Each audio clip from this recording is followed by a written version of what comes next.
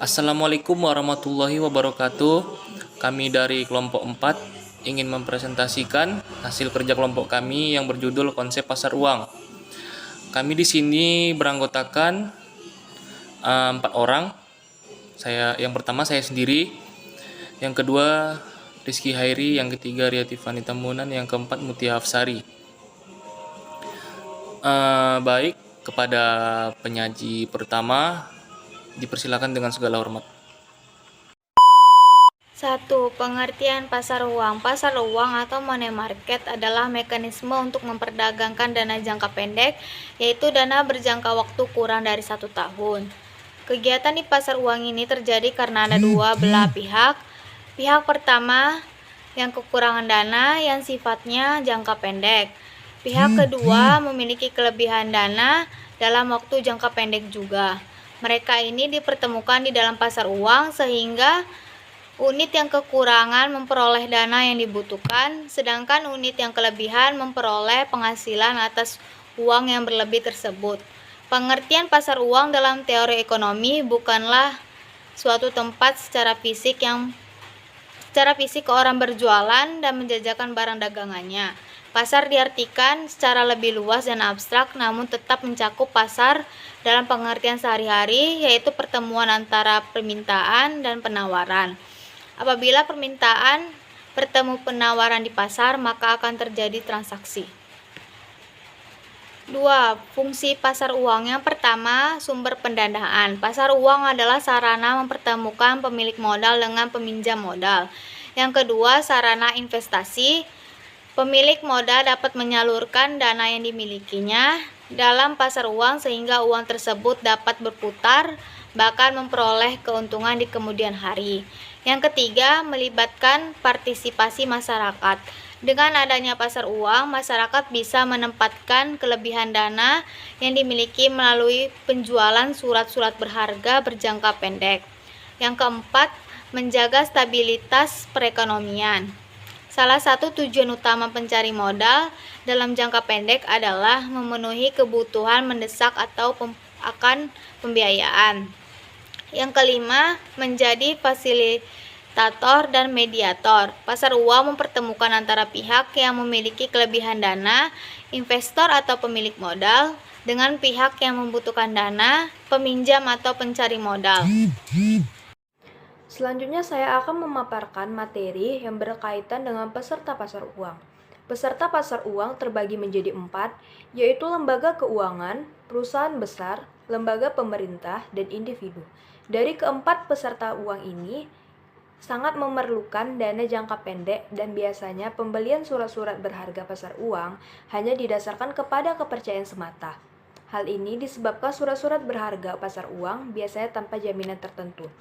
Adapun pihak-pihak yang terlibat dalam pasar uang, yaitu yang pertama, pihak yang membutuhkan dana, yaitu bank atau perusahaan non-bank, yang kebetulan membutuhkan dana yang segera harus dipenuhi untuk kepentingan tertentu. Yang kedua, pihak yang menanamkan dana, atau pihak yang menjual dana, baik bank maupun perusahaan non-bank, dengan tujuan investasi di pasar uang. Yang contohnya para pelaku pasar uang terdiri dari bank komersial, pemerintah, perusahaan, dan yang keempat perusahaan swasta yang bergerak di bidang keuangan yang terkait erat dengan pemerintah. Selanjutnya, pasar uang, instrumen pasar uang yang ada di Indonesia.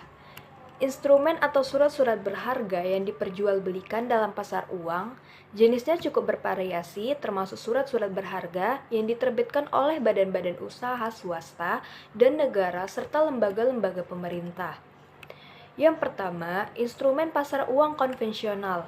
Adapun jenis-jenis instrumen pasar uang yang ditawarkan dalam pasar uang dengan sistem konvensional di Indonesia, yang pertama, sertifikat Bank Indonesia atau SBI. Yang kedua, pasar uang antar bank atau PUAB. Yang ketiga, surat berharga pasar uang atau SBPU. Yang keempat, sertifikat deposito. Yang kelima, commercial paper. Yang keenam, repurchase agreement. Yang ketujuh, bankers acceptance. Yang ke-8, interbank call money. Yang ke-9, treasury bill. Yang ke-10, saham atau stok. Dan yang ke-11 yaitu obligasi. dan akan dijelaskan lebih terperinci. Yang pertama yaitu Sertifikat Bank Indonesia atau BI. Sertifikat Bank Indonesia merupakan instrumen utang yang diterbitkan oleh pemerintah atau bank sentral dengan jumlah tertentu yang dibayarkan kepada pemegang pada tanggal yang telah ditetapkan, yang biasanya itu berjangka waktu jatuh tempo 1 tahun atau kurang. Yang kedua, pasar uang antar bank atau PUAB. Pasar uang antar bank adalah kegiatan pinjam-meminjam dana antara satu bank dengan bank yang lainnya. Sebagian besar pinjaman antar bank jatuh tempo dalam waktu 1 minggu atau kurang, sebagian besar dalam waktu semalam. Yang ketiga, surat berharga pasar uang atau SBPU.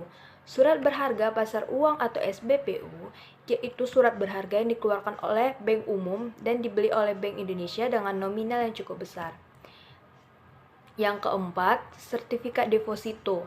Sertifikat deposito adalah instrumen keuangan yang diterbitkan oleh suatu bank unjuk dan dinyatakan dalam suatu jumlah dan jangka waktu serta tingkat bunga tertentu. Yang kelima, commercial paper. Commercial paper atau surat berharga komersial adalah sekuritas dalam pasar uang yang diterbitkan oleh bank atau perusahaan yang berkapitalis besar. Dan yang selanjutnya repurchase agreement. Repurchase agreement ini transaksi jual surat menyurat berharga disertai dengan perjanjian bahwa penjual akan membeli kembali surat menyurat berharga tersebut pada tanggal dan dengan harga yang telah ditetapkan dahulu. Yang selanjutnya, banker acceptance. Banker acceptance merupakan instrumen pasar uang yang digunakan untuk memberikan kredit pada eksportir atau importir untuk membayar sejumlah uang barang atau untuk membeli valuta asing. Selanjutnya, interbank call money. Pinjaman singkat antar bank atau interbank call money adalah penempatan atau peminjaman dana jangka pendek dalam hitungan hari antar bank. Yang selanjutnya, treasury bill. Treasury bill atau T-bills adalah obligasi berjangka pendek jatuh tempo kurang dari 1 tahun yang dijamin oleh pemerintah. Yang selanjutnya, saham atau stok. Saham merupakan salah satu instrumen pasar keuangan yang paling populer. Yang menerbitkan saham merupakan salah satu pilihan bagi perusahaan ketika memutuskan untuk menambah pendanaan perusahaan. Dan yang terakhir yaitu obligasi. Obligasi adalah surat berharga atau sertifikat yang berisi perjanjian antara perusahaan emiter sebagai peminjam dana dengan investor sebagai pemberi dana.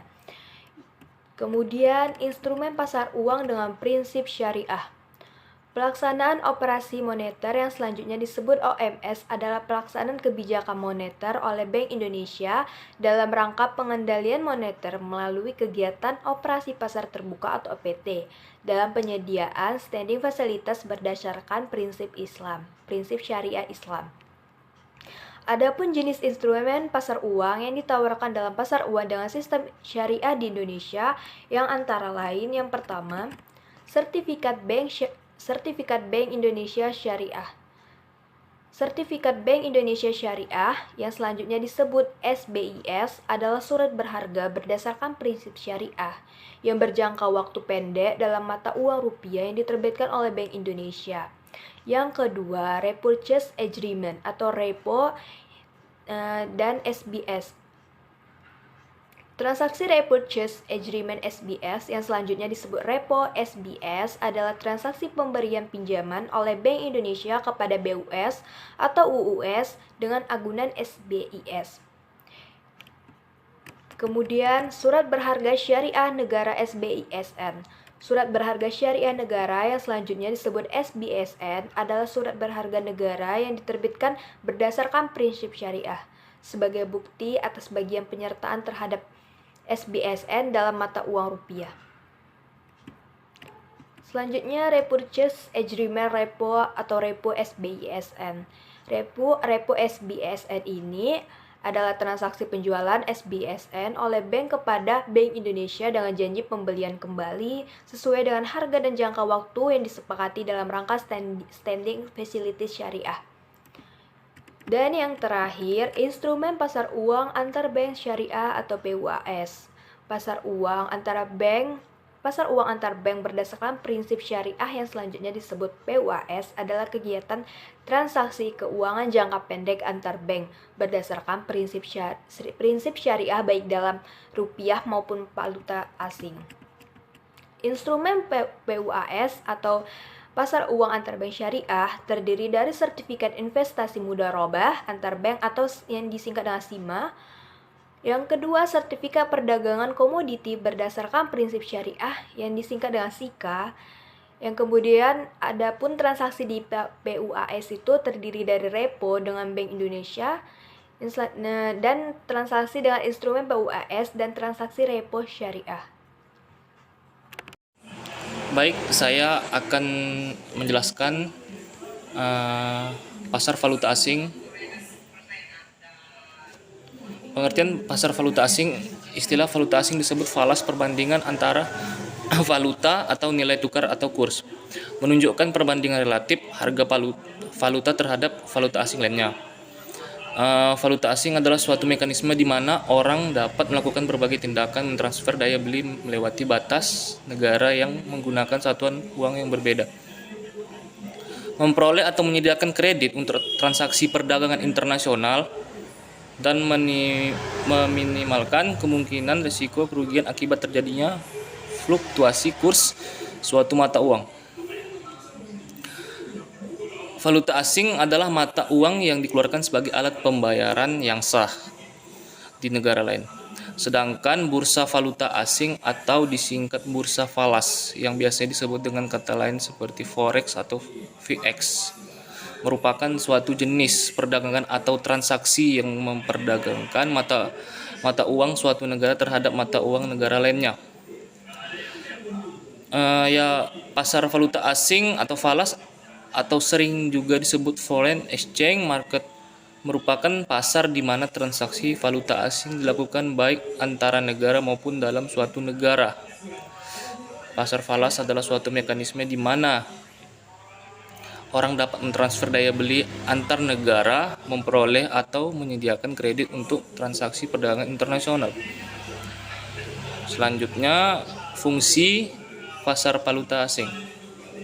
Sejauh ini fungsi utama pasar valuta asing adalah pemindahan dana atau pembiayaan daya dari suatu negara dan mata uangnya ke negara lain. Hal ini umumnya dicapai dengan transfer elektronik dan terus meningkat melalui internet. Melalui hal itu, bank dalam negeri meminta bank korespondennya di pusat moneter luar negeri untuk membayar sejumlah mata uang setempat kepada seseorang, perusahaan, atau rekening. Peran pasar falas antara lain terwujud dalam pertukaran mata uang yang berbeda-beda di pasar internasional. Berikut beberapa peranan pasar valuta asing bagi para pelaku pasar valuta asing, yaitu yang pertama, menyediakan transfer daya beli sangat diperlukan terutama dalam perdagangan internasional dan transaksi modal yang biasanya melibatkan pihak-pihak yang memiliki mata uang yang berbeda. Yang kedua, menyediakan fasilitas kredit. Yang ketiga, memberikan fasilitas untuk mengurangi risiko valuta asing. Dan setelah itu jual beli falas menurut syariah atau al-salf. Pada prinsip syariahnya, perdagangan valuta asing dapat dianalogikan dan dikategorikan dengan pertukaran antara emas dan perak atau dikenal dengan pertukaran antara emas dan perak atau dikenal dalam terminologi fikih dengan istilah salf, yang disepakati oleh para ulama tentang keabsahannya. Emas dan perak sebagai mata uang tidak boleh ditukarkan dengan sejenisnya, misalnya rupiah kepada rupiah atau US dollar kepada dolar, kecuali sama jumlahnya, atau contohnya pecahan kecil ditukarkan pecahan besar asalkan jumlah nominalnya sama.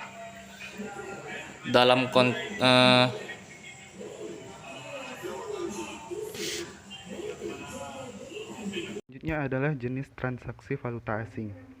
Dalam jual beli antara bank dengan nasabah seperti bank notes, traveler check, rekening giro valuta asing atau deposito valuta asing yang penyerahannya biasanya dapat dilakukan pada saat transaksi. Nah, namun untuk transaksi valuta asing yang dilakukan di perdagangan internasional, tidak selamanya penyerahan dapat dilakukan pada saat transaksi. Karena mengingat jarak yang relatif jauh, yang kemudian adalah perbedaan waktu, dan yang ketiga adalah volume transaksi yang begitu besar. Nah, oleh karena itu ada 3 jenis transaksi yang biasanya dapat dilakukan di bursa valuta asing, yaitu yang pertama, transaksi tunai atau spot transaction. Nah, dalam transaksi tunai biasanya penyerahan valuta asing ditetapkan 2 hari kerja berikutnya.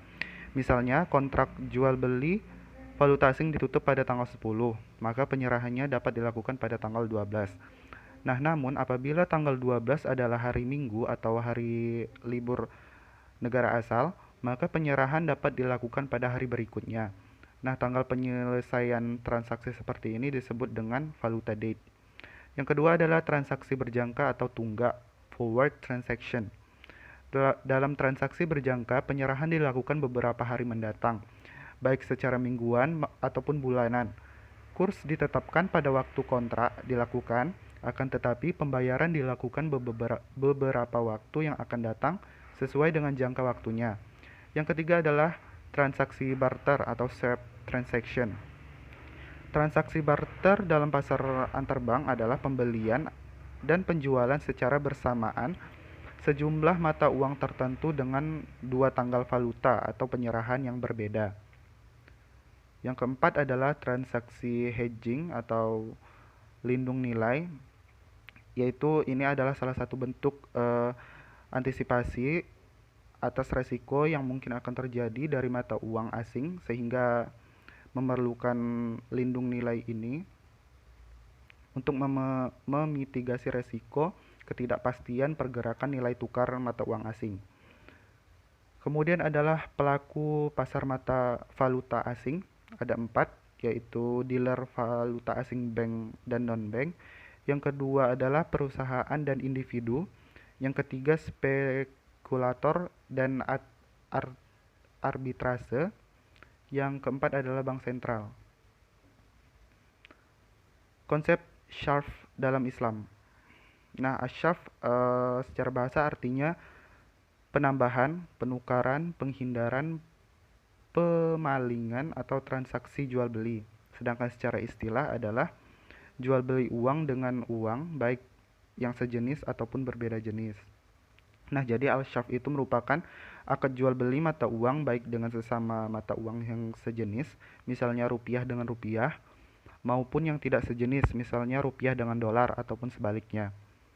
Transaksi jual beli mata uang ini dalam Islam diperbolehkan sebagaimana yang telah ditetapkan oleh DSN MUI yang dengan syarat ketentuan sebagai berikut. Yang pertama, tidak untuk spekulasi atau untung-untungan. Yang kedua, ada kebutuhan transaksi untuk berjaga-jaga atau simpanan. Yang ketiga, apabila transaksi dilakukan terhadap mata uang sejenis, maka nilainya harus sama dan secara tunai.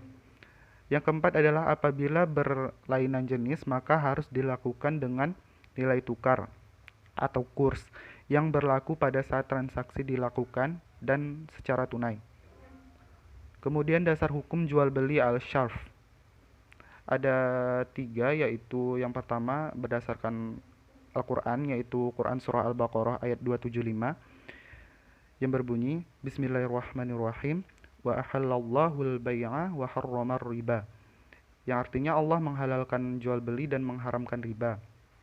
Yang kedua adalah berdasarkan hadisnya Nabi Muhammad SAW, artinya janganlah kamu menjual emas dengan emas kecuali seimbang, dan janganlah kamu memberikan sebagiannya dengan atas yang lain.